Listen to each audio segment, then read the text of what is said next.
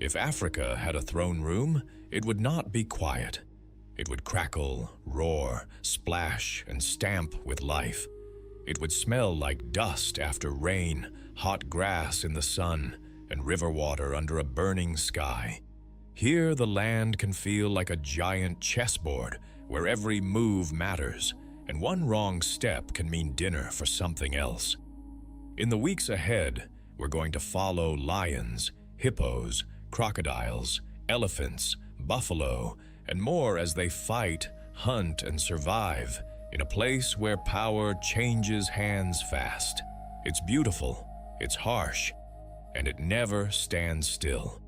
If you love these kinds of stories, say hello in the comments and tell us where you're watching from. And one more thing before we begin. Some of these animals are facing real pressure from people and changing habitats, so there's a lot at stake out here. Have you ever wondered what kind of land can hold lions, elephants, crocodiles, and birds all in the same breath? Africa is that place. It is huge, wild, and full of heat, dust, and sudden bursts of life. One moment, the sky feels empty and endless. The next, a herd of antelope is racing past, or a lion is watching from the grass. Across rivers, plains, and dry open country, survival never really takes a break. In the weeks ahead, we are going to meet some of the most powerful animals on Earth and see how they live side by side in this great, demanding land. If you love the outdoors, say hello in the comments and tell us where you're watching from. Did you know a bird can take down a snake with one swift kick? Out on the open plains, where the grass can hide danger in every step, one long-legged hunter moves like it owns the ground beneath it. It stands tall, scans the earth, and then the chase is over in a blink.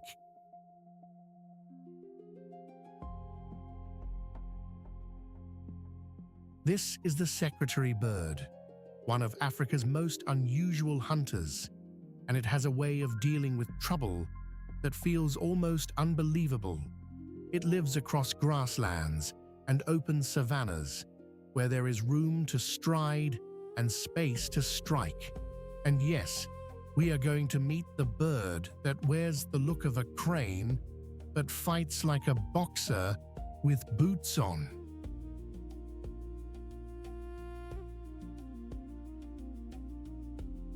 If you've never heard of it before, you're in for a treat.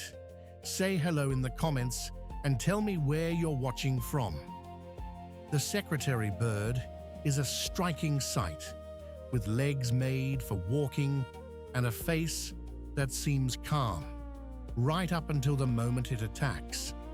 At first glance, it looks almost too elegant for the rough life it leads.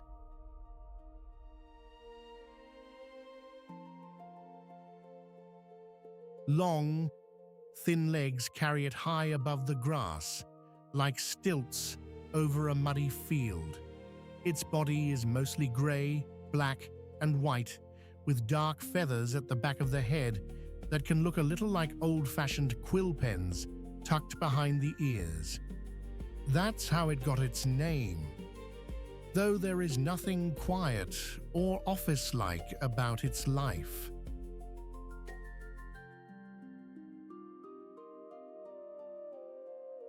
Those legs are its best tools. They are long, strong, and built for covering ground all day. Then there are the feathers that give it a slightly formal look, as if it dressed up for a hunt. But this bird is all business when food is on the line. It does not stalk through the grass like a cat, and it does not swoop like an eagle.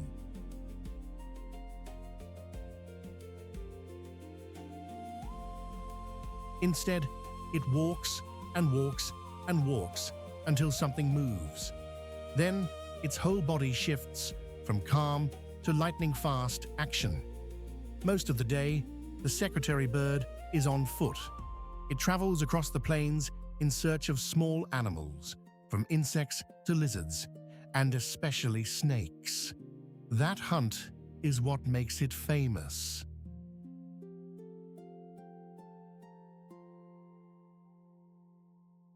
While many birds avoid snakes, this one goes after them with bold confidence. It uses its sharp eyesight to spot movement in the grass, then steps closer with careful, measured strides. When the moment comes, it stamps down with powerful kicks, striking again and again until the threat is finished. Those feet are not just for walking.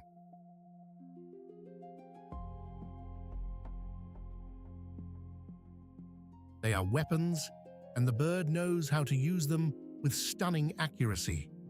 This is a hunter that depends on open country.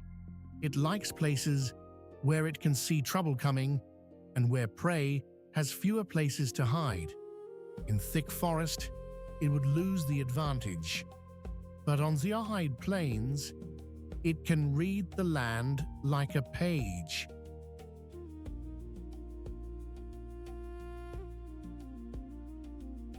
Its life is part patience, part timing, and part sheer nerve. It will also swallow smaller prey whole, working it down after a quick kill. There is no wasted motion here. Every step matters. In a place where danger can come from below, the secretary bird has found a way to keep its distance and still win the fight.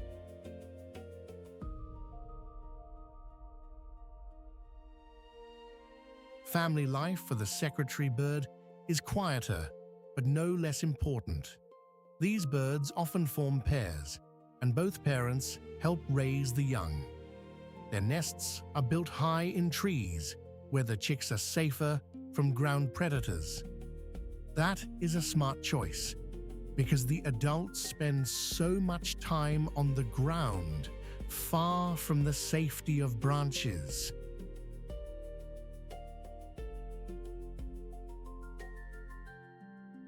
The pair works together to defend a territory and feed their chicks. The young are not ready for the harsh life on the plains right away. They need time, food, and a good deal of care before they can stride out on those long legs and hunt on their own.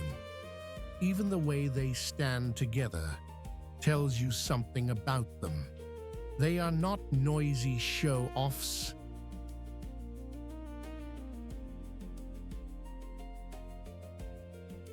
They are watchful, they keep their distance, survey the grass, and stay ready. Their body language can say a lot. A raised crest, a firm posture, a quick step forward. These birds know how to send a message without making much sound at all. That quiet strength is part of their charm.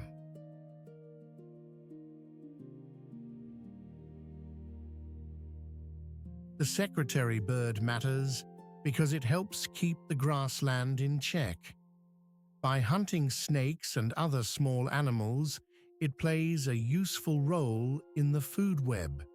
It also shows just how specialized life can become when a creature is shaped by open country and sharp-eyed survival.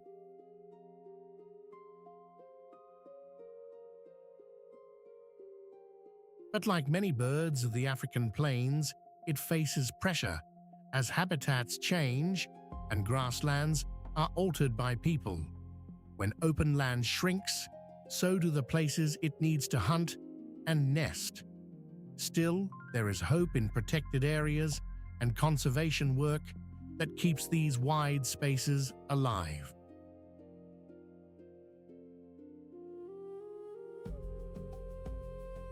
The sight of one striding through the grass is a reminder that the plains still hold surprises.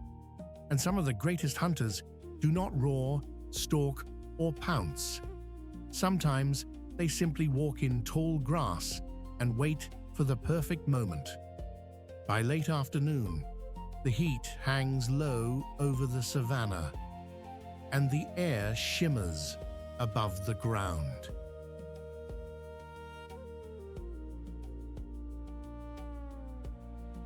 A secretary bird crosses a dusty flat, while a snake slips through the grass nearby, each one aware of the other.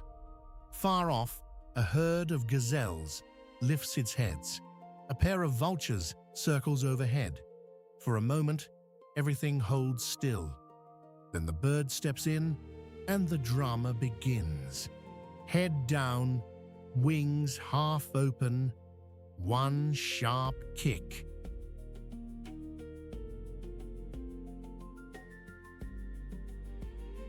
The snake twists and tries to escape, but the bird stays just out of reach, striking again with cold precision. Nearby, a young antelope bolts at the sound, and the whole plain seems to wake up all at once. Then, just as quickly, the tension fades.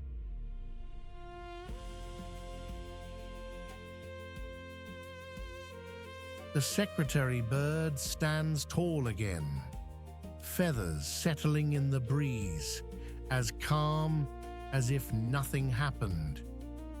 That is the strange beauty of the savannah. Danger everywhere, and yet life goes on.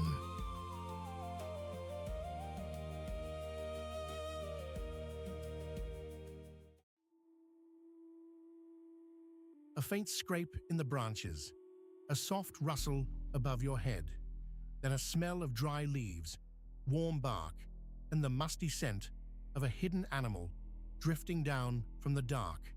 You scan the trees, but there is almost nothing to see.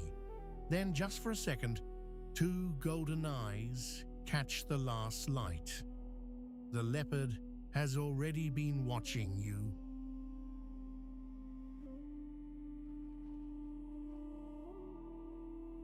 This cat lives across much of Africa, from forests to rocky hills and river edges, and it has a gift that few animals can match.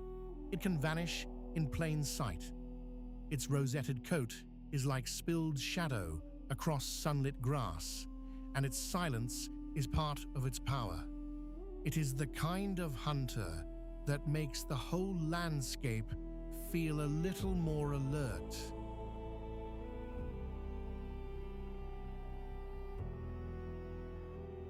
Leopards spend much of their lives alone. They move quietly, hunt mostly at night, and often drag food into trees where lions and hyenas have a harder time stealing it. That habit tells you a lot about this cat. It is not the biggest, and it does not need to be. It survives by being smart, careful, and quick.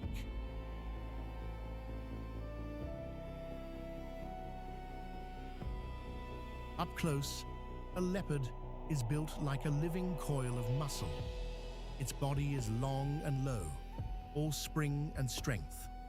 The shoulders roll with every step, smooth as water. The legs look thick and powerful, but the feet are soft and quiet on the ground. The tail is long, almost like a balancing pole, helping it turn and leap with ease.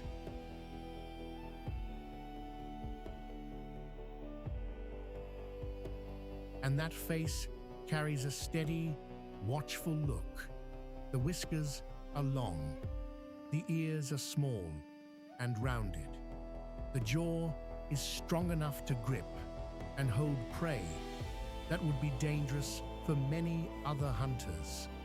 But the coat is what most people remember first.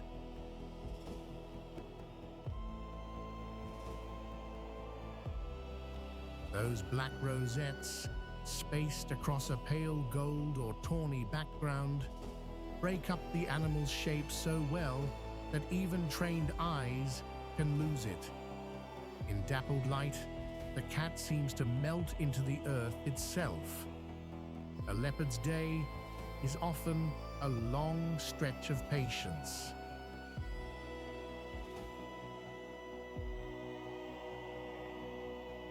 It rests in shade when the heat builds, often sprawled across a branch or tucked into grass, where the breeze can reach it. Then, as the light fades, it comes alive. It walks with its head low and its steps careful, listening for birds, small antelope, monkeys, or even young animals that have drifted too far from safety.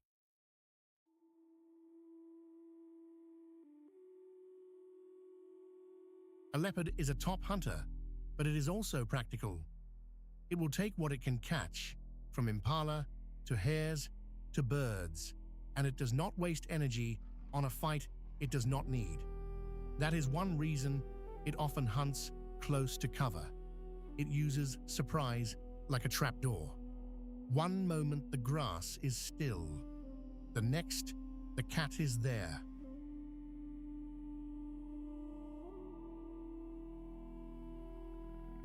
If it makes a kill, it may hide the carcass or haul it up a tree, sometimes lifting prey much heavier than you would expect for a cat of this size. It does this for one simple reason.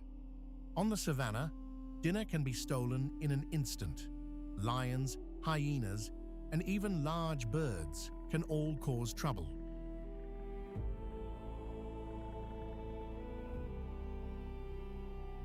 So the leopard eats where it can, when it can, and often out of sight. Family life for a leopard is mostly a private affair. Mother leopards raise cubs alone, without help from a pride or pack. The cubs are born blind and helpless, tucked away in thick cover, a cave, or a sheltered thicket.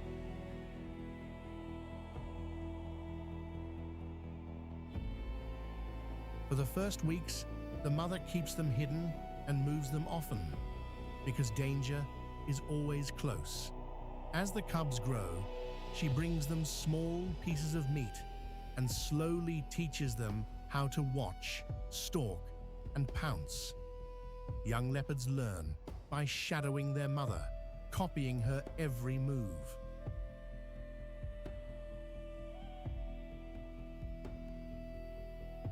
They may stay with her for many months before setting off on their own. And when they do, they must find their own home range, their own hunting grounds, their own quiet corner of the world.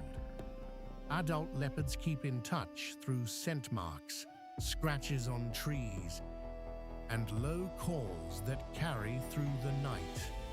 They are solitary, but not silent.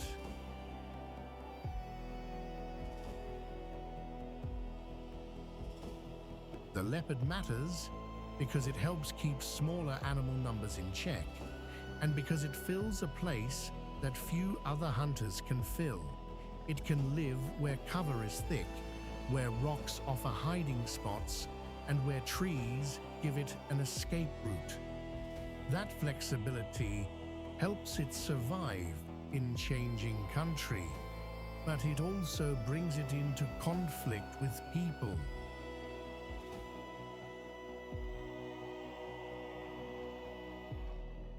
When bush is cleared, when prey disappears, or when livestock is left unguarded, leopards can get into trouble.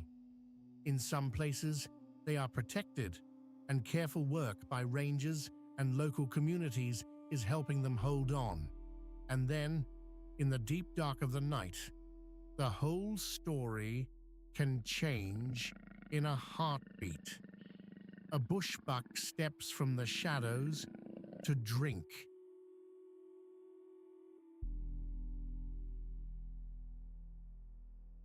A leopard is already there, pressed flat against a fallen branch. Across the clearing, hyenas laugh in the distance. Closer now, the branches barely tremble. The cat drops. There is a thud, a burst of movement, a sharp cry, and then silence again. The water keeps moving. The night keeps breathing.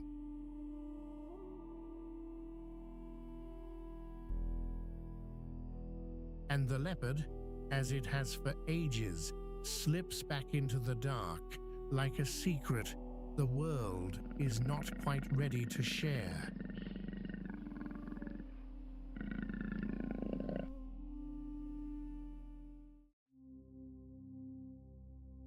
Have you ever seen a sea of grass move like it has a heartbeat?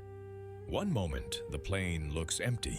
The next, it's alive with rustling bodies, flicking tails, and a steady, rolling flow toward water and fresh grazing. Out of that moving mass comes one of Africa's most familiar animals, the wildebeest. It lives across the Serengeti and nearby open grasslands, and it is built for a life on the move. What stands out first is not beauty in a fragile sense, but toughness. These animals are made for distance, dust, and danger, and when the great herds gather, they become one of the biggest sights on the continent. The wildebeest spends its days feeding, traveling, and staying close to others, because out here, being alone can be a very bad idea. At first glance, a wildebeest can seem like a mix of leftovers from other animals. A face like a horse, a body like a bull, a mane that looks tossed on in a hurry. But that odd collection is part of its charm. The head is broad and heavy, with a blunt muzzle made for grazing. The neck is thick, the shoulders powerful, and the legs look built like long, springy poles. Its coat is usually gray-brown, with darker markings that give it a rough, weathered look. Then there are the horns. Curved and sturdy, they sweep outward and then upward in a way that feels almost carved by hand. A wildebeest does not look delicate, and it does not need to. It is a runner first, a grazer second, and a survivor every single day. Those features are not there for show. They are there for life on open land, where there is nowhere to hide. Most of its day is spent eating, and eating a lot. Wildebeest feed on short grasses, often cropping the land close to the ground as they move. They are not picky when fresh grass is available, and that helps them follow the rains from one feeding area to another. In the dry months, they keep moving, searching for better ground and better water. That constant travel is not just a habit, it is a strategy. If one patch dries out, the herd can keep going. If predators show up, the whole group can shift and flow like water breaking around a rock. They also tend to graze alongside other animals, especially zebras, each one taking a slightly different kind of plant, which helps the whole crowd make use of the same open country. And while they are often on the move, they still spend plenty of time standing, chewing, and watching. On the plains, even a mouthful of grass comes with a cost. The wildebeest's family life is tied closely to the rhythm of the seasons. During the breeding season, males claim small territories and try to hold them with displays and challenges. They stamp, snort, and posture, showing rivals that they are ready to defend their patch of ground. The females move through these areas, and calves are born at a time when the grass can support them best. That timing matters. A calf needs to get up quickly, keep close, and learn fast. Around a herd, there is safety in numbers, but there is also constant movement, constant noise, constant alertness. Mothers stay watchful, young calves follow closely, and when danger appears, the whole herd can erupt into motion in a matter of seconds. They communicate through body language, calls, and the simple fact of sticking together. One animal is easier to single out. 100 or 1,000 are a much harder target. That is why wildebeest gather in such huge numbers. It is a way of raising the odds, not just for one mother or one calf, but for the herd as a whole. Wildebeest matter because they are one of the great engines of the Serengeti. They turn grass into meat, and that meat feeds lions, hyenas, crocodiles, and more. Their migrations also shape the land itself, moving nutrients across vast distances as they graze and travel. When the herds arrive, the whole system seems to wake up. Birds follow. Predators follow. Even the soil benefits from the movement of so many hoofed bodies. They are not just passengers on the plane. They help drive the whole story. And then comes that sudden shift everyone fears. The air tightens, ears lift, heads snap up.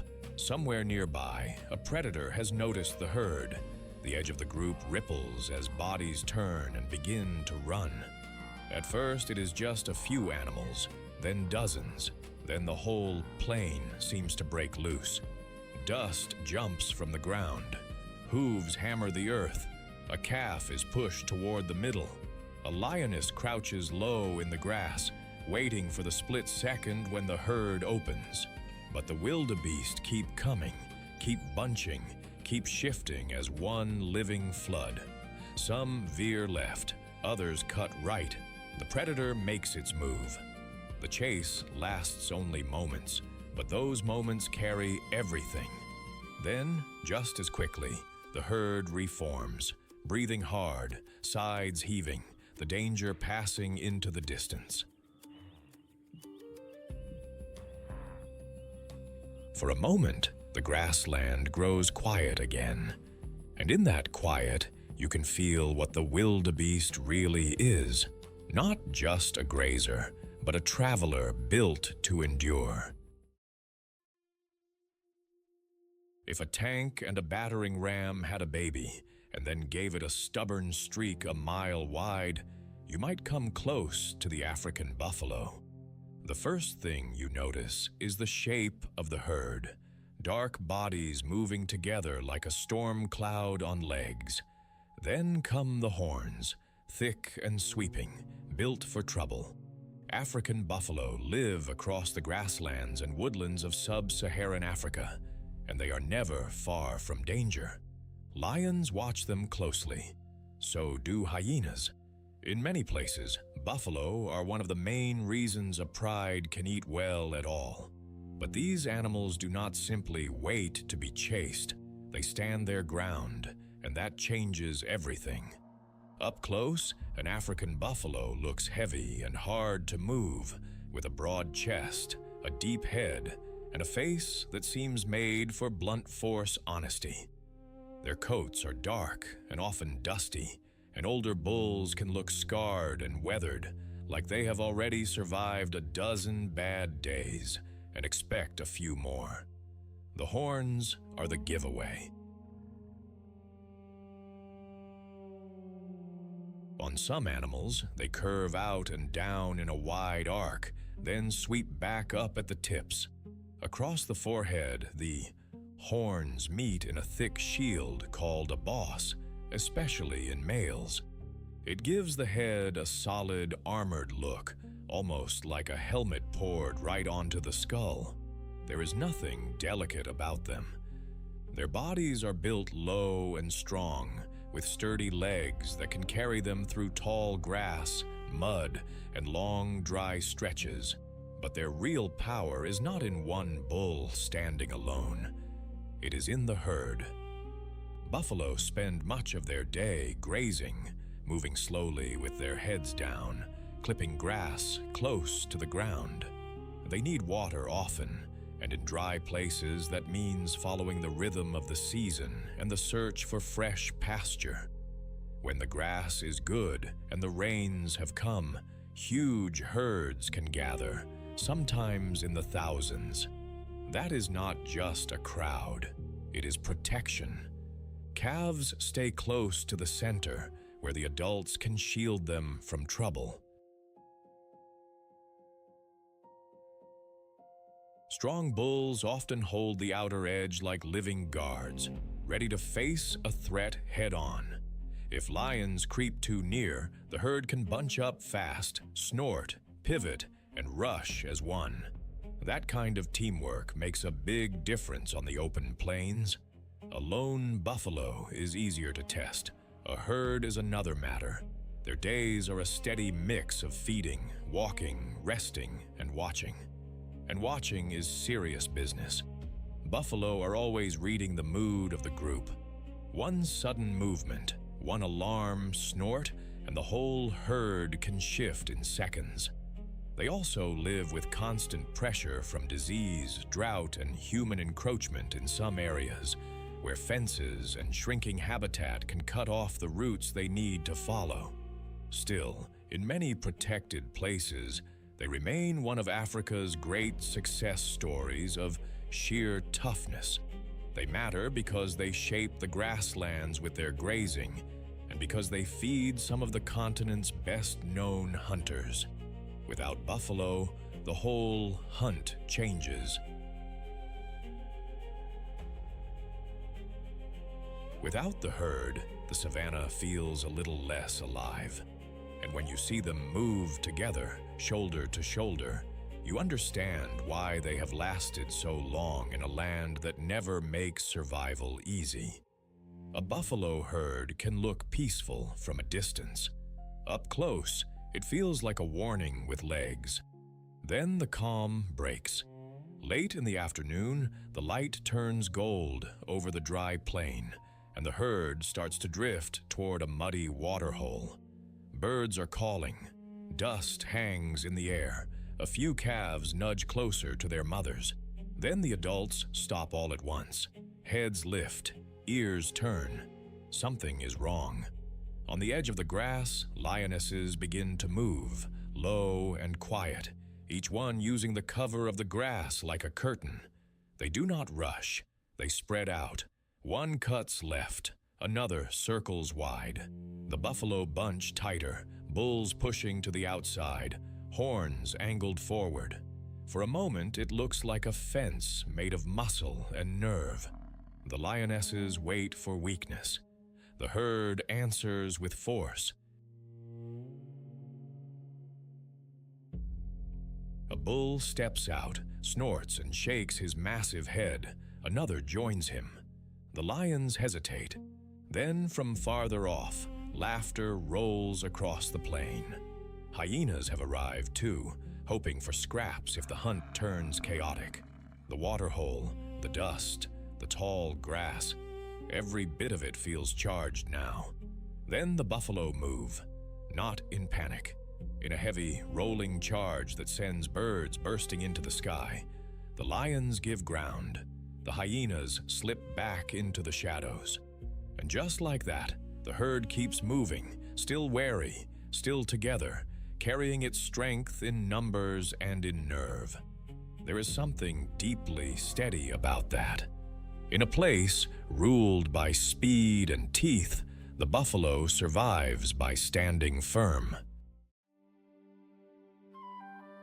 Have you ever stood by a wet meadow and heard a sound that feels almost too bright for the morning air? A call that rings out over the grass like a trumpet made of silver? Then the bird steps into view, and the whole place seems to lift a little. This is the gray-crowned crane, a graceful bird of marshes, wet grasslands, and open plains across parts of Africa. It carries a crown of stiff, golden feathers on its head, and it is one of the most elegant sights in the savannah. But don't let that beauty fool you. Life out here is never just about looking lovely. It is about finding food, staying safe, and raising young in a world that can turn hard in a hurry.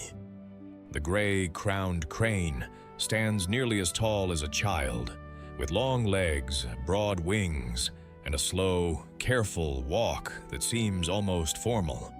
Its body is soft gray, but that golden crest catches the light like a flame. The feathers on top of its head are not a real crown, of course, but they give it that royal look all the same. When it spreads its wings, there is another surprise. Bright white wing patches flash against the darker feathers, and the bird suddenly looks even larger than it did a moment ago. Those wings are not just for show. They help during courtship too, when cranes dance with bows, leaps, and quick steps that look like a celebration. On the ground, this bird is a patient forager. It picks through wet grass and shallow water for seeds, insects, small animals, and other bits of food it can find.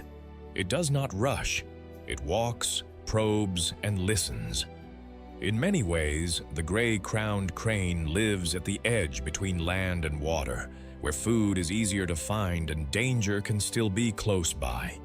That same mix of grace and caution shapes its family life.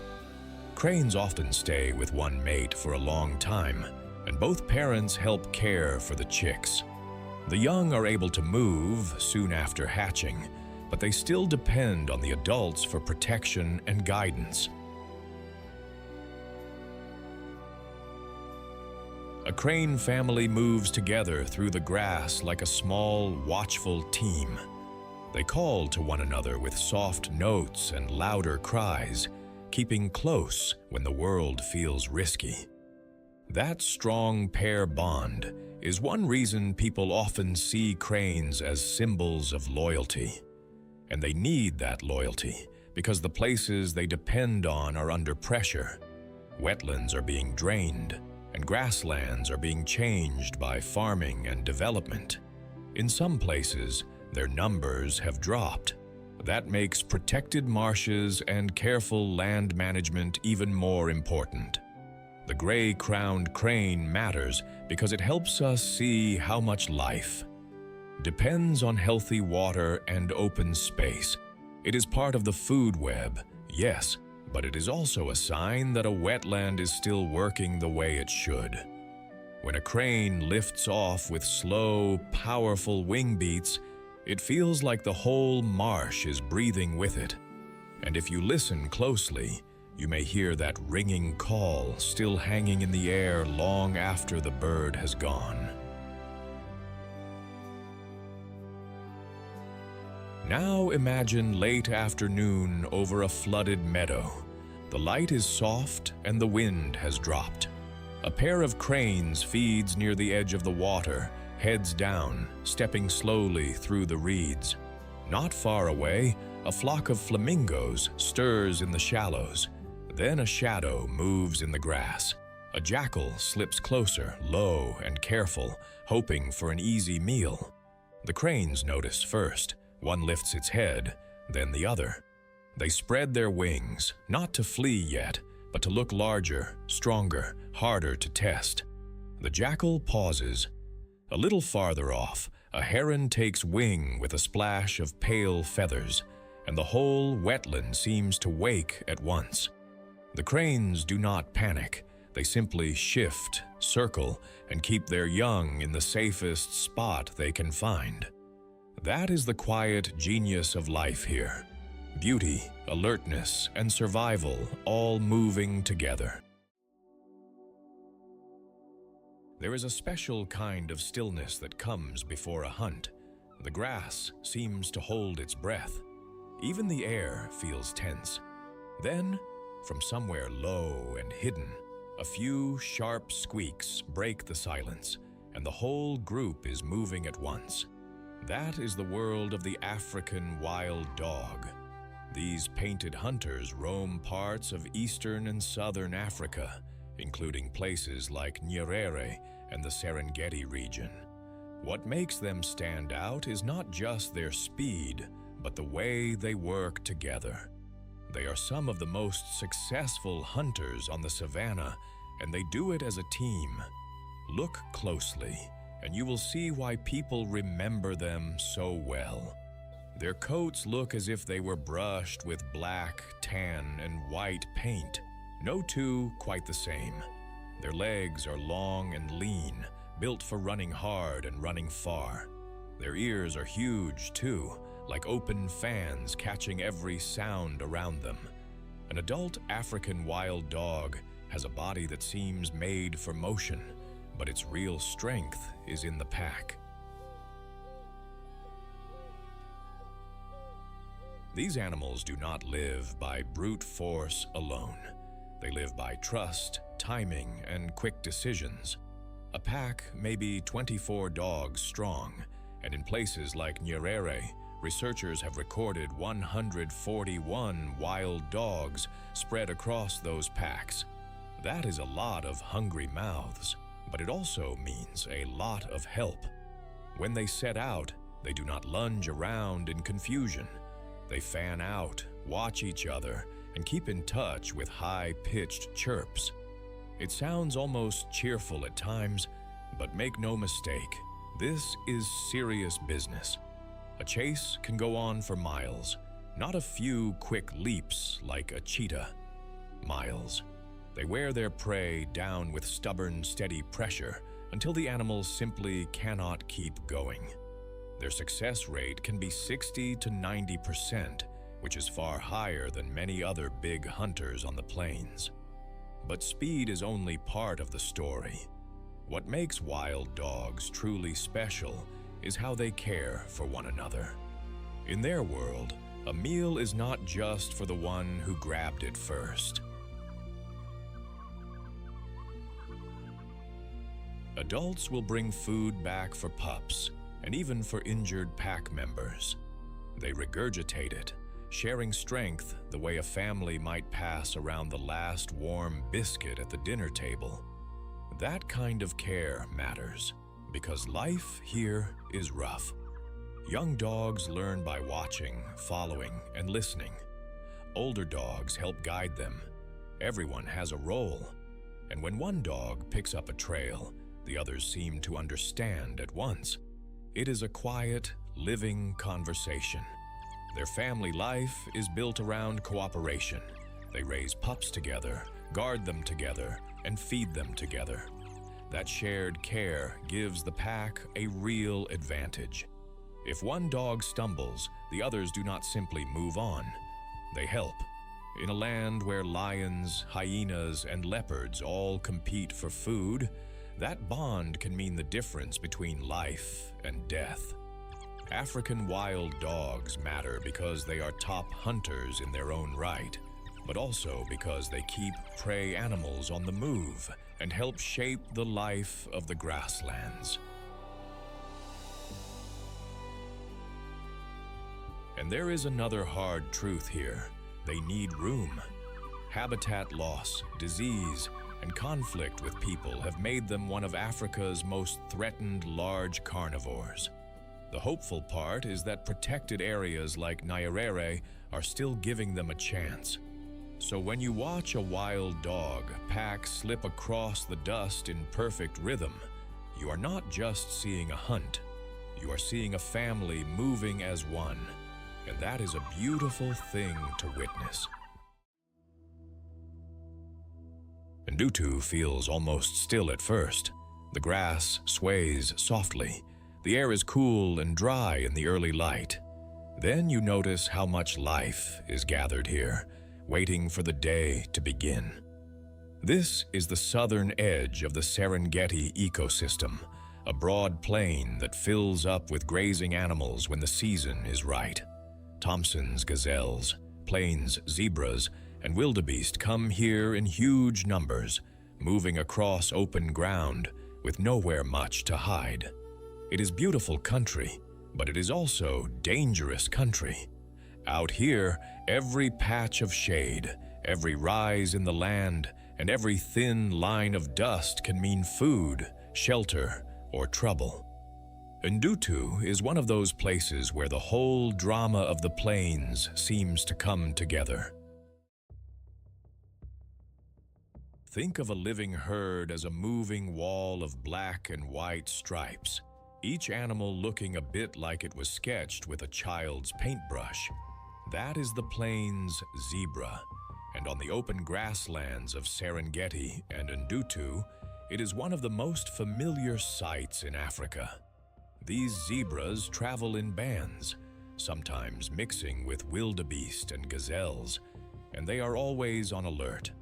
They may look relaxed from a distance, with their heads down in the grass, but every ear is listening and every eye is watching. In a land where lions, hyenas, and crocodiles are always close by, the zebra's striped body is more than a pattern. It is a moving signal of life, speed, and caution. Up close, the stripes are bold and glossy, and no two animals look exactly alike. The coat is short and sleek, built for heat, dust, and long days on the move. A zebra's build is sturdy, almost horse-like, with strong legs and a neck made for constant grazing. Those legs can launch into a fast run in a flash. And when danger comes, the whole herd seems to wake up at once. The plains zebra spends much of its day feeding, moving, and keeping close to the group. It grazes on the short, fresh grass that appears after rain, using its teeth like a pair of careful lawn shears. But zebra are not picky in the same way some grazers are. They often eat the rougher, taller blades that other animals leave behind. That makes them useful neighbors on the plains. As they move, they help trim the grass and open the way for animals that prefer shorter feed. They also keep a careful routine. Feed. Lift the head, scan the horizon, flick the tail, feed again. That steady rhythm is part of how they stay alive. A lone zebra is in more danger, so they rely on numbers.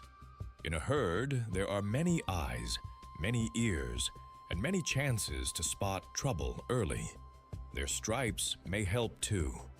When a group runs together, the outline of one animal blends into the next, making it harder for a hungry predator to single out a target. Zebras young stay close to their mothers from the start, learning the herd's pace and warnings. The bond between mare and foal is strong, and mothers will defend their young with sharp kicks and plenty of nerve. Stallions guard their families and may challenge rivals to protect them.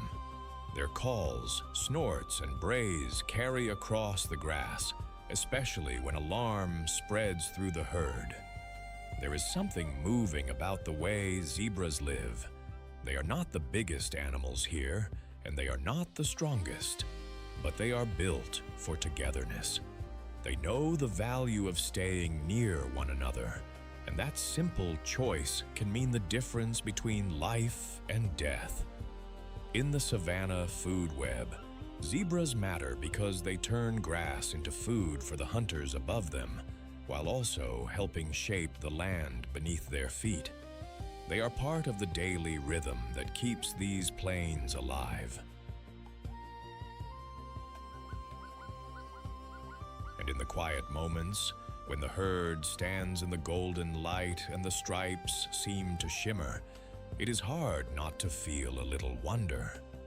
By late afternoon, the air is hot and still over Ndutu. Dust hangs low above the grass. A herd of zebra is moving toward water, their hooves thudding softly, tails swishing at flies. Then the mood shifts. Heads come up, ears point forward. From the edge of a patch of scrub, a lioness appears, low to the ground and nearly invisible in the light. At once, the zebra bunch tighter. A foal tucks in beside its mother. Another adult steps outward, ready to kick if needed. The herd starts to move, then breaks into a run. Stripes blur, dust rises, the lioness springs. For a heartbeat, everything feels suspended. Behind her, the rest of the pride is close, waiting for one animal to hesitate. Farther off, hyenas watch, hoping for a mistake. The zebra do not stop. They fan out, then regroup, then run again. A living wave of muscle and alarm. At the water's edge, a few finally lower their heads and drink, but only for a moment. Even here, they never forget the danger. Then, just as quickly, the tension eases. The herd slows. Breathing steadies. The lions fade back into the grass. Life on the plains goes on, with courage measured in every step. At first, there is only the hush of dusk. The grass barely moves. The air feels warm and still, and somewhere out in the fading light, a deep rumble rolls across the plain. Then another answers it. It is the kind of sound that can make your chest tighten a little, because you know something powerful is close. This is the voice of the lion, and in much of Africa, it has long stood for strength, courage, and rule. Lions live across grasslands and open woodlands, where there is room to hunt and room to roam. They are the only big cats that live in social groups called prides, and that simple fact changes everything. In a pride, the females do most of the hunting, the males help guard the territory, and the cubs grow up surrounded by family. But make no mistake, life here is never easy. Every meal, every cub, every patch of ground can be fought for. Up close, a lion is built like a heavy block of muscle. The body is long and powerful, with shoulders that seem made for wrestling prey to the ground. The head is broad, the nose is dark, the eyes can look almost sleepy one moment, then cold and fixed the next. And of course, there is the mane on the males, thick and wild, like a living crown. It frames the face, hangs over the chest, and makes an already impressive animal look larger still. But the mane is not just for show. It can signal age and strength to rivals and to females. Lionesses look a little leaner and faster, with no mane at all, and that sleeker build suits the work they do. They are the heart of the pride. When night falls, lions spend much of their time resting, grooming, and watching. They save their energy for the hunt because big cats burn through strength fast. And when they do move, they do it with purpose. A pride may spread out through the grass, each animal reading the others with tiny signals, flicks of the tail, and soft touches of the head.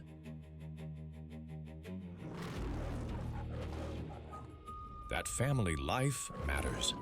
Lion cubs are raised together, and females often help care for one another's young. If a cub is in trouble, another female may step in without hesitation. It is a shared life, and that helps them survive. Still, there is a hard edge to lion society. Young males do not stay forever. Around 2 to 3 years old, they are forced out and must wander, often in small coalitions with brothers or cousins, searching for a place to claim. They will spend much of their lives trying to hold on to power, and that power can be taken as quickly as it is won. For all their fame, lions are not invincible. They matter because they help shape the whole savannah. They keep prey animals moving, they protect their territory, and they influence how other hunters behave. In that way, they help steer the life of the plains. And even now, people are working to protect them because lions need space, healthy prey, and room away from conflict with people. Then the sun drops lower, and the pride stirs. Through the tawny grass, a shape rises, then another, then a third. The eyes catch the last light. The air holds its breath.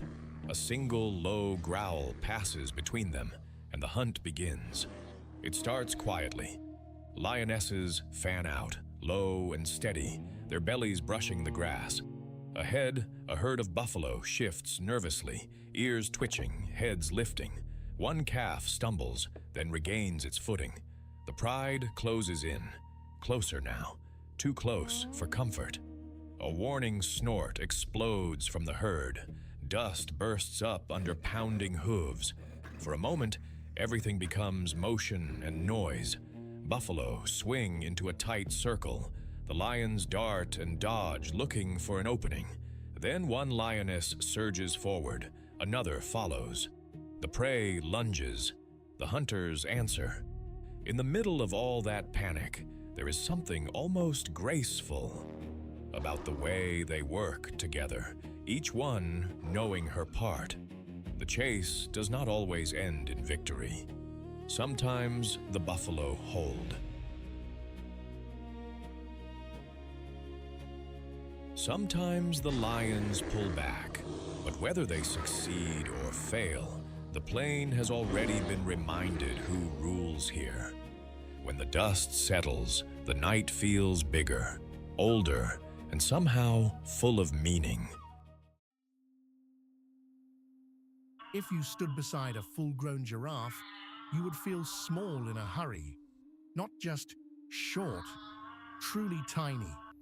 Its head can seem to float above the treetops, like a lookout tower with legs. And yet this giant is not clumsy at all. It moves with a quiet, easy grace that surprises people the first time they see one.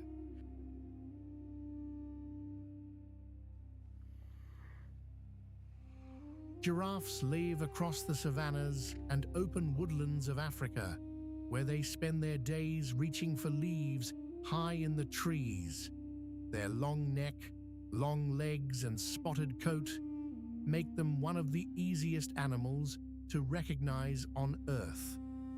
But there is much more going on here than height alone.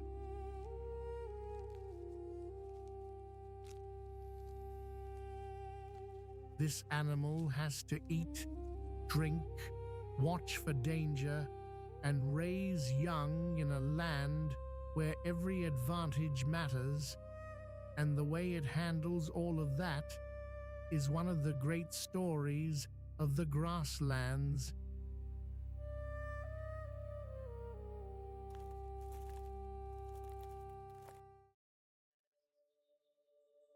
Imagine waiting at the riverbank with your feet in warm mud, and the water looks calm enough to fool you. Then you notice two small bumps just above the surface. Not rocks, not roots, eyes. That is the kind of stillness the Nile crocodile is famous for.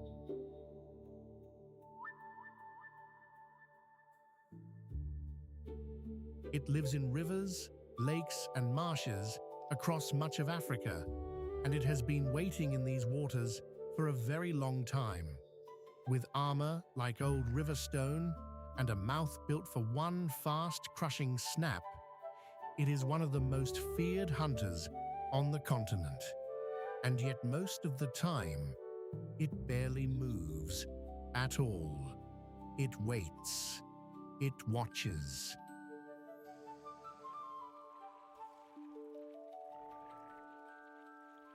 It listens for the splash of a careless drink. Music. The Nile crocodile can stretch more than 16 feet long, and some grow even larger, with heavy bodies covered in rough bony plates that feel like nature's own chainmail. Its skin is usually a dark olive or brown, with a pale belly that helps it blend into muddy water and sunlit sand.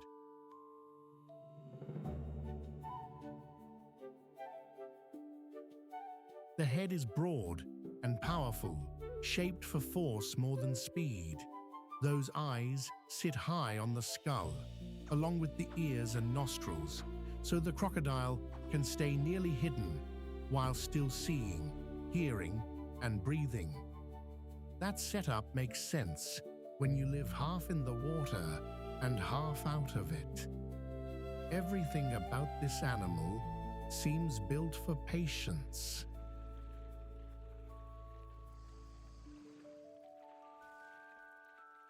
Even the jaw tells a story.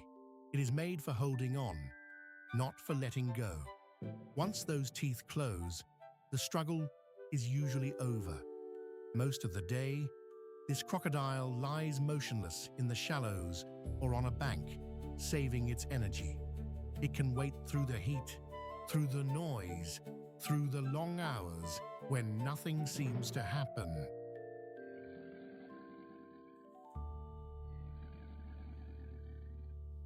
But beneath that quiet surface, it is always ready. Fish are a steady meal. So are birds, antelope, and other animals that come too close to drink. It does not chase far on land. That is not its style. Instead, it uses the water like a trapdoor. A zebra leans down, a calf steps wrong. A fish swims just a little too near. Then comes the burst.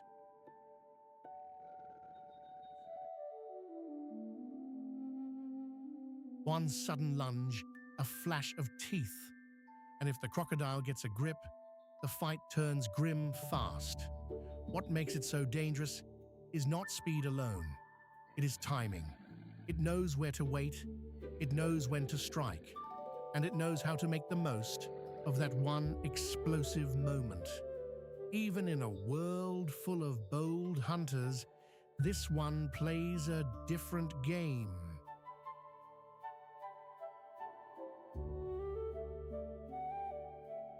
It is the patient hunter of the river. Nile crocodiles are mostly solitary, and they spend much of their lives keeping to themselves, though you may see several gathered where food or good basking spots are plentiful.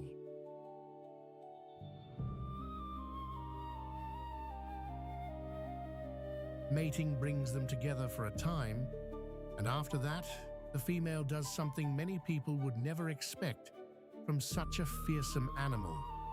She builds a nest on land, often in sand or soil near the water, and guards it carefully.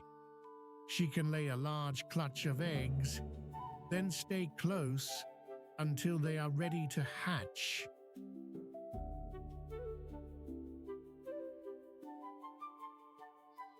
When the young crocs call from inside their shells, she helps dig them out and carries them gently in her mouth to the water.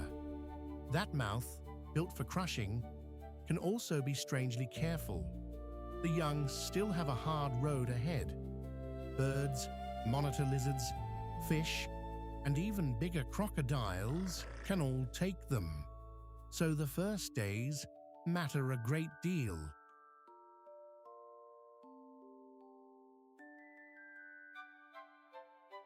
For the mother, protection is everything.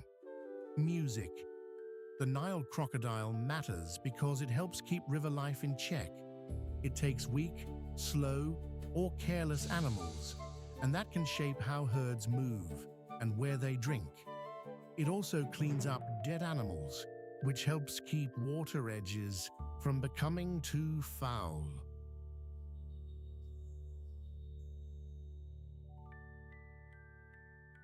In many places, people still fear and hunt crocodiles, and rivers are changing fast because of dams, farming, and shrinking wetlands. But where habitats are protected, crocodiles can still do what they have done for ages: hold their ground at the edge of the water and remind every creature that comes to drink to be careful.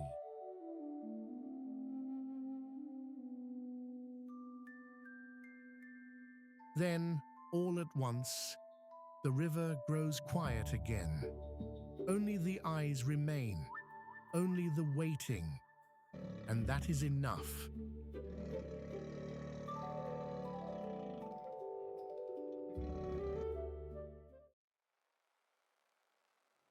The grass gives off a dry, sweet smell after the heat of the day, and every little breeze carries it across the plain.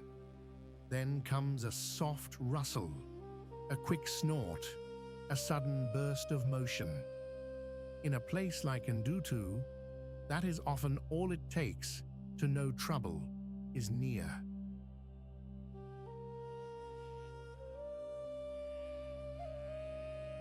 Out of that short grass steps Thompson's gazelle, one of the most familiar little grazers on these East African plains. It lives in the Serengeti and nearby grasslands, where open space gives it a chance to spot danger early. And danger is never far away here. Lions, cheetahs, hyenas, and wild dogs all watch these fields with hungry eyes.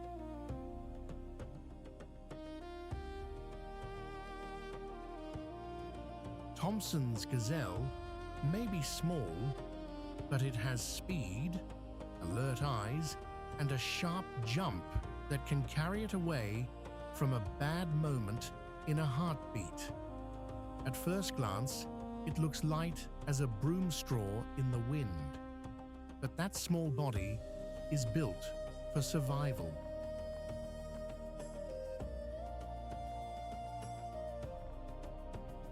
Its coat is a warm tan on top, white underneath, with a dark stripe along the side that helps break up its shape in the grass. The face is delicate, almost elegant, with bright eyes that seem to miss nothing. The horns are short and curved, and in the males they are used in sparring matches that look more like a test of balance than a real fight.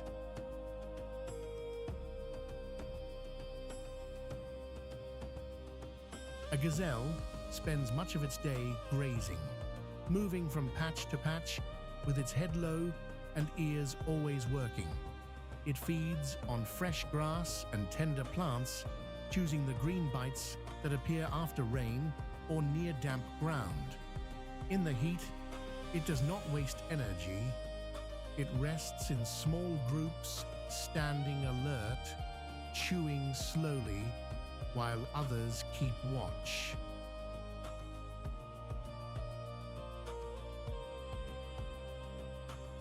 That is one of its best habits. There is safety in many eyes. Thompson's gazelles often gather in herds, and that group life helps them survive. One animal notices a lion's shadow.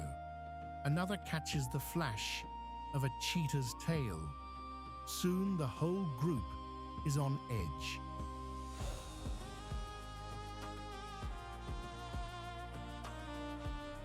They flick their tails, stamp the ground, and bound away in zigzags that make a chase harder for a hunter to finish. Mothers are careful with their fawns, usually hiding them in the grass when they are very young.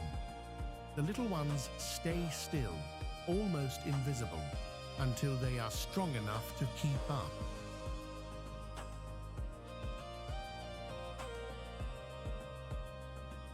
When a mother returns, the bond is close and quiet. A nuzzle, a brief call, then back to the work of staying alive. For such a small animal, Thompson's gazelle matters a great deal. It turns grass into food for bigger hunters, and it helps move energy through the whole savannah.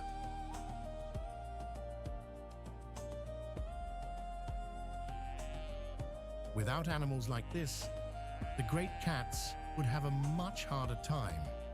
The plain would feel emptier. And because gazelles rely on open grasslands, they remind us how important those wide, undisturbed spaces really are. Here on the savannah, even the smallest life has a place in the struggle.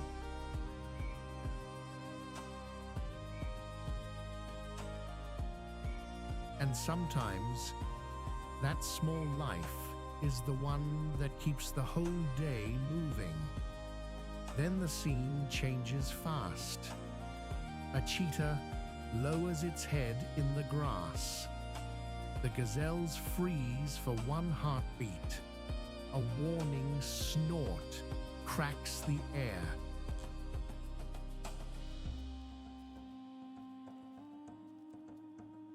And suddenly, the whole herd explodes into motion.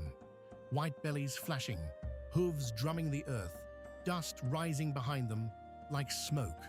One young gazelle veers hard to the left. Another leaps high, all legs and nerves.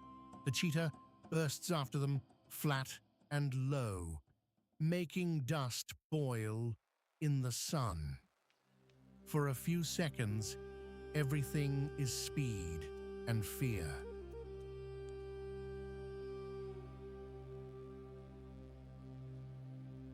The gazelles scatter, split, and twist through the open plain. The cheetah gains, then loses ground.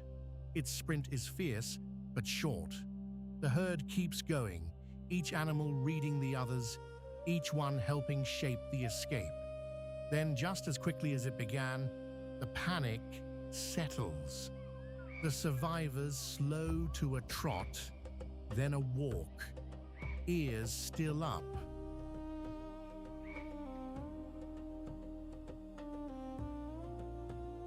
Noses still working.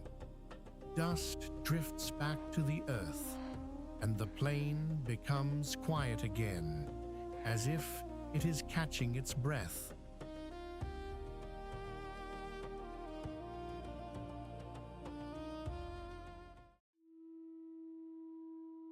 You might not notice danger until you are almost on top of it. 1 second, the grass looks empty. The next, a thick little coil is there, still as a knot in rope, waiting for the wrong step. That is the trouble with the puff adder. It does not need speed. It does not need a chase. It just needs patience. The puff adder lives across much of sub-Saharan Africa, in grasslands, scrub, and open country, where it can vanish into the ground cover in plain sight. What makes it stand out is that heavy body, the wide head, and that famous warning hiss that can stop a careless animal in its tracks. This is a snake built for surprise, and it has a very strong venom that makes it one of the most feared snakes in Africa. The puff adder is a master of ambush, and that single habit shapes almost everything about its life. Look closely, and it seems almost plain. But plain can be dangerous. Its body is thick and short, more like a coiled spring than a long ribbon. That shape helps it stay low and hidden in dry grass, leaf litter, and dusty paths. Its scales usually carry a mix of browns, grays, and dull yellows that blend with the earth around it. Then there is the pattern. Dark chevrons run across its back like broken marks from a storm. They help break up its outline, so even when you are near, your eye may slide past it.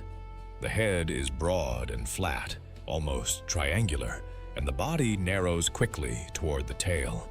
It is not a flashy animal. It is a practical one. And in the African sun, practical can mean alive. The puff adder spends much of its time waiting. It may lie along a game path, beside a rock, or tucked under a patch of grass where a mouse might wander by. Small mammals are a big part of its diet, and it will also take birds and other small prey when the chance comes. When an animal comes close enough, the strike is quick and sudden. There is no long warning, no long run. Just a flash, a jab, and then the snake pulls back and lets the venom do its work. After that, it may wait again. This is a hunter that saves energy and lets the world come to it. In a land where heat, hunger, and distance make every movement costly, that is a smart way to live. Its daily life is built around caution. Too much movement can bring danger. Too little can bring starvation. So the puff adder balances both. It rests in cover through the hottest part of the day and becomes more active when the air cools. If pressed, it does not try to play the hero. It puffs up, hisses loudly, and hopes the threat backs off. That warning is more than sound. It is a message that says, "Leave me alone." And most animals hear it well. Family life for the puff adder is a quiet, solitary affair. These snakes do not gather in groups or raise young together. A female gives birth to live young, and the babies are born ready to handle themselves from the start. They are small copies of the adults, already carrying venom and already able to hunt tiny prey. There is no soft nest, no long family teaching, no protective crowd around them. Once born, they are on their own. That may sound harsh, but it fits a world where hiding is the first line of defense. For a young puff adder, survival begins the moment it touches the ground. It must learn fast, stay still, and trust its camouflage. The puff adder matters because it helps keep small animal numbers in check, especially rodents that can grow quickly when conditions are good. It also serves as food for a few bold hunters, including the secretary bird, which can kill snakes with a powerful kick. So even a snake that many creatures fear is part of a larger chain of life. And sadly, it often crosses paths with people. That is why it causes so many snakebite cases in Africa, especially where farms, footpaths, and dry grass meet. Most bites happen when someone steps too close without seeing it. Final thought. In a place where survival can hinge on one missed step, the puff adder reminds us that the smallest animals can carry the biggest surprises. Then the afternoon heats up, and the whole grassland seems to hold its breath. A guinea fowl starts clattering somewhere nearby. A hare darts from one patch of shade to another. Then a secretary bird appears on long legs, striding through the grass with its sharp eyes fixed ahead. It pauses. One quick strike, then another. Dust lifts in a pale cloud. Off to the side, a puff adder lies half hidden beneath a tuft of dry stems, its body tight as a coil. The bird has seen it, and the snake knows it. There is a burst of motion, a hiss, a snap of wings, and for a moment, the whole scene turns electric. The bird keeps its distance. The snake holds its ground. Neither one wants to make a mistake. That is the hard truth of this land. Even the smallest encounter can turn into a fight for life. Then, just as quickly, it is over. The bird moves on. The snake settles back into the grass. The dust drifts down again, and the savannah returns to its quiet, watchful calm. The dust hangs in the air before the horizon even comes into focus. Then the grass begins to move, not from wind, but from life. Hooves strike the ground in rolling waves. Birds lift off in a sudden shimmer, and overhead, the sky seems to stretch forever. This is the Serengeti, one of Africa's most famous plains, where open country runs on and on like a green sea in the rainy season and a gold-brown carpet in the dry months. It is wide, hot, and alive with sound. Here, lions stalk, cheetahs sprint, hyenas shadow the edges, and great herds of zebra and wildebeest pour across the land. Every season changes the face of the plains. Every day brings another chase, another drink, another chance to live. If you lined up a flamingo and a golf club, you might think somebody was making a joke. Long legs, a slim body, and that odd bent bill make them look almost too strange to be real. But out here at Lake Ndutu, under a bright African sky, they fit right in. These birds live around shallow lakes and salty waters across Africa, and they are built for a very specific kind of life. They feed with their heads upside down in the water, filter tiny bits of food, and often gather in noisy groups that can turn a quiet shoreline into a pink blur. In the right light, they seem almost painted onto the water, but there is nothing silly about how well they survive. They are tough, well-adapted, and part of a busy lake world that feeds many other animals too. Here's something that can stop you in your tracks. An African elephant can weigh as much as several cars, yet move with a kind of quiet care that feels almost gentle. Out here in the open grasslands of Nyerere National Park, that huge body is not just passing through, it is shaping the land itself.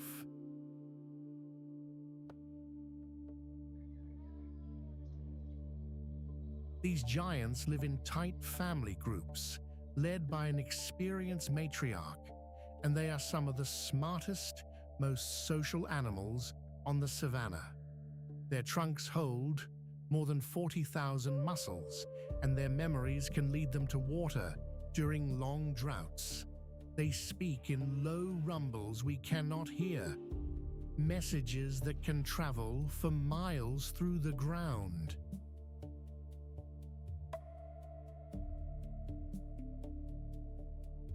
And yes, they mourn their dead. In a place ruled by hunger and heat, the elephant brings wisdom, strength, and a deep family bond that holds its herd together. The African elephant is the largest land animal on Earth. It lives across parts of sub-Saharan Africa, from woodland to grassland, and it plays a huge part in keeping those places alive.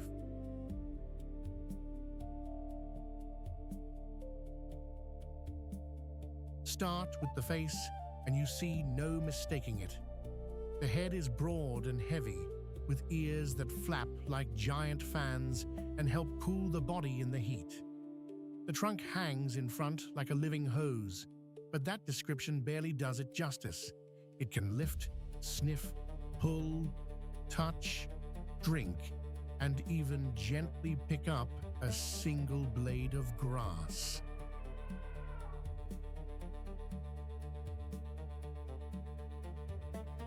Then there are the tusks, long curved teeth that can be used for digging, stripping bark, or moving branches out of the way. The skin looks rough and wrinkled, like old bark baked under the sun, but it is sensitive and helps hold dust and mud that protect against insects and heat.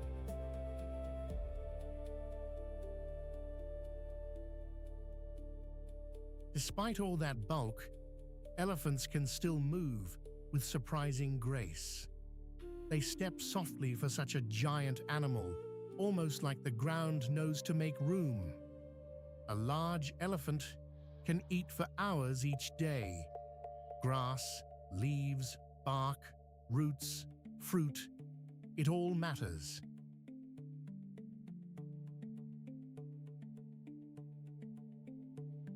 An elephant needs a lot of food to fuel that massive body, and it spends much of its time moving slowly from one feeding place to the next.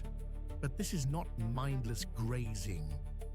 Elephants are constantly reading the world around them. They notice the wind, the smell of water, the condition of the plants, and the movements of other animals.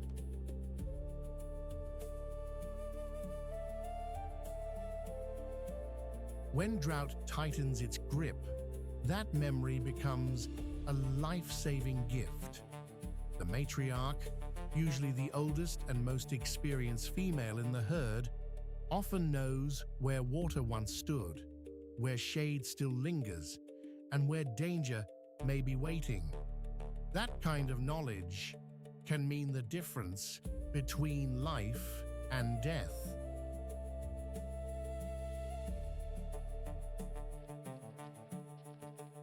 Their days are shaped by need, but also by planning. They will walk long distances, feed, rest, and move again. often following old routes remembered across many seasons. Family is everything to elephants. A herd is usually made up of related females and their young, and the bonds between them can be very strong.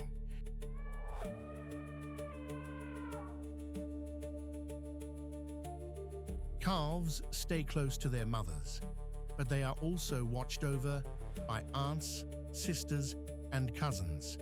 It is a shared effort, and that teamwork gives the young a much better chance of surviving. You can see it in the small things first. A calf brushing against its mother's leg. A trunk reaching out for comfort.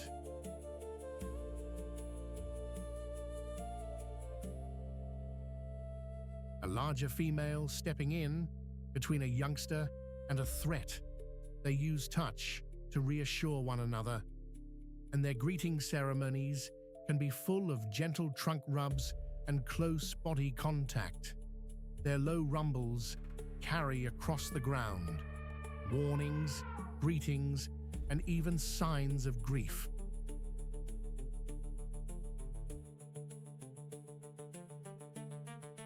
In a dry land, where water is never guaranteed, this kind of communication keeps the herd moving as one. And when a member of the family dies, elephants may linger near the body, touching it, standing quietly, seeming to understand that something important has been lost.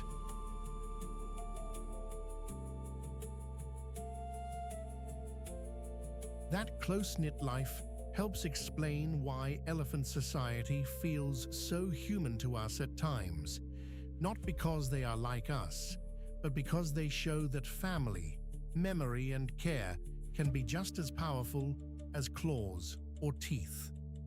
Elephants matter in ways that reach far beyond their own herds.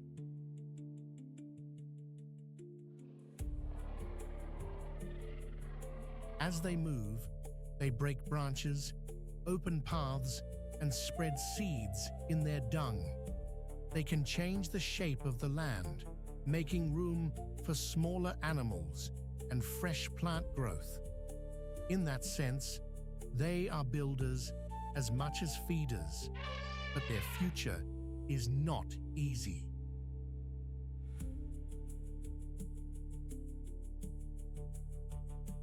Habitat loss and poaching have hurt elephant numbers in many places, and the pressure on their living space is still real. Protected areas, wildlife ranges, and conservation work have helped in some regions, but the struggle continues. The good news is that people are fighting for them, and that fight matters.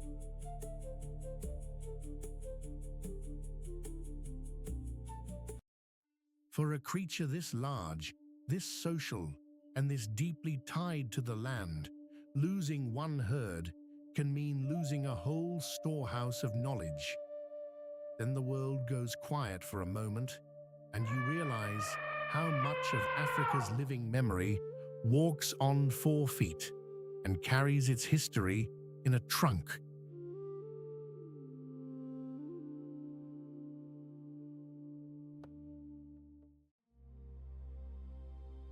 The chase is already on.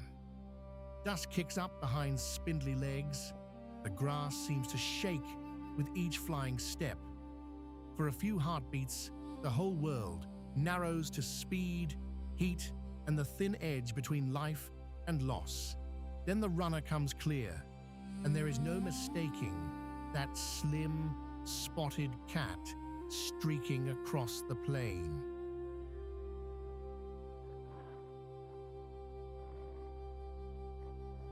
This is the cheetah, the fastest land animal on Earth, built for one thing above all else, a lightning-fast sprint.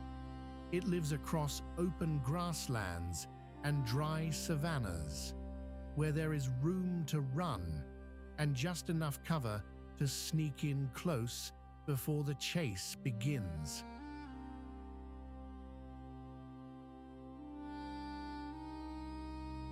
What makes it stand out is not just speed, but how finely tuned every part of its body is for that burst.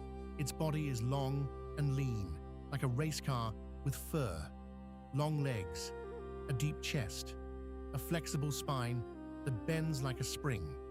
Even its claws stay partly out, giving it extra grip, almost like running shoes with spikes.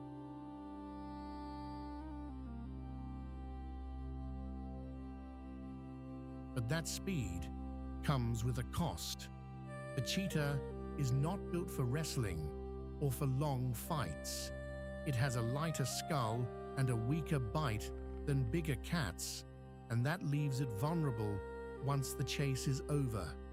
It spends much of its day watching, waiting, and choosing the right moment.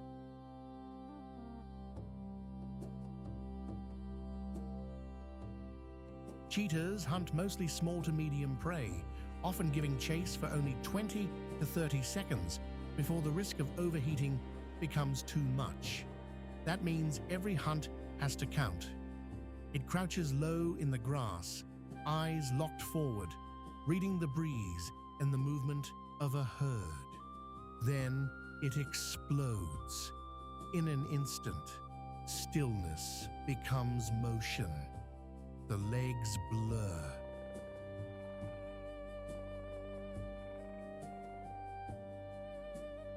The tail swings like a rudder to keep balance through sharp turns. And if the first rush does not work, the chance may be gone. Cheetahs are built for open country, where they can spot danger and prey from far off. But that same open ground leaves them exposed to stronger rivals.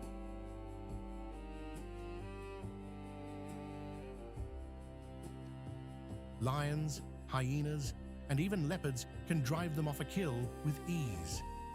So the cheetah lives with constant pressure. It must be quick, yes, but also careful. It hunts alone most of the time, relying on stealth and timing instead of strength. A mother raising cubs has an even harder job.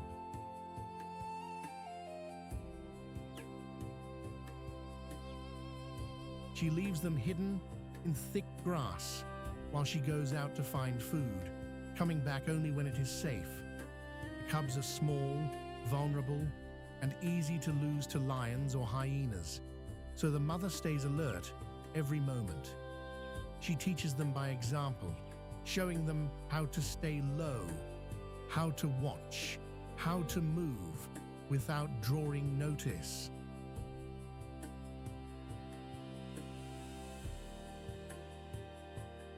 For a young cheetah, growing up means learning that speed is only part of survival.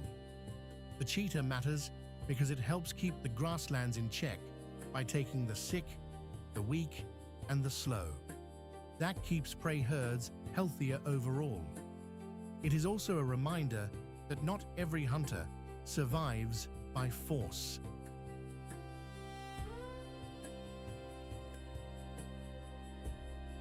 Some survive by timing, precision, and a body shaped for one brief perfect rush. And today, these cats face trouble from habitat loss, shrinking wild spaces, and conflict with people who live nearby. Still, protected parks and careful conservation work are helping in some places. When you watch a cheetah run, you are seeing more than speed.